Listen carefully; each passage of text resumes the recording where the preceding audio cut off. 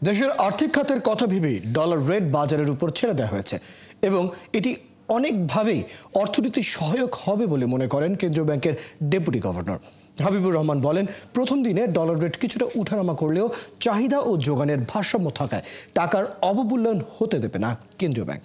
পট পরিবর্তনের পর আর্থিক খাতে যে শঙ্কা তৈরি হয়েছিল তা থেকেও বাংলাদেশ বের হয়ে এসেছে বলেও জানান তিনি।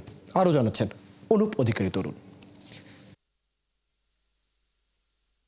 আইএমএফের ঋণ পেতে কেন নমনীয় হলো বাংলাদেশ ব্যাংক?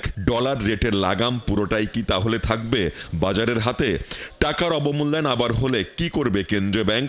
একনল হ্যান্ড ওয়াশ 100% প্যারাবেন ফ্রি, তাই নিরাপদ হাতের জন্য আস্থা রাখুন একনলে।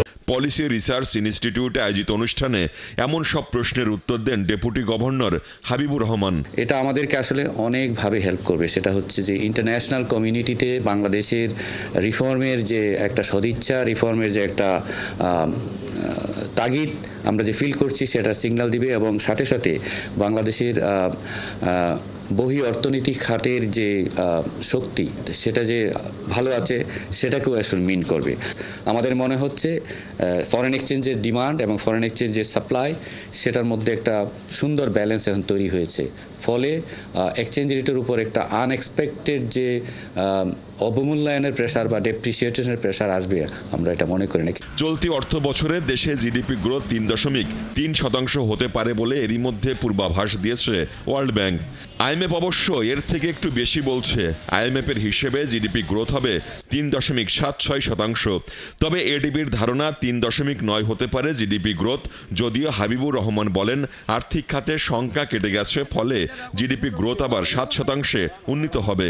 আমাদের অর্থনীতির একটা আশঙ্কা তৈরি হয়েছিল নতুন সরকারের নতুন রিফর্ম মেজার্স, প্রত্যেকটা সেক্টরের যে মেজার্সগুলো নেয়ার ফলে আমরা ইতিমধ্যেই একটা রিবাউন্ড, ইতিমধ্যে একটা রিকভারি ইঙ্গিত পাচ্ছি সর্বক্ষেত্রে।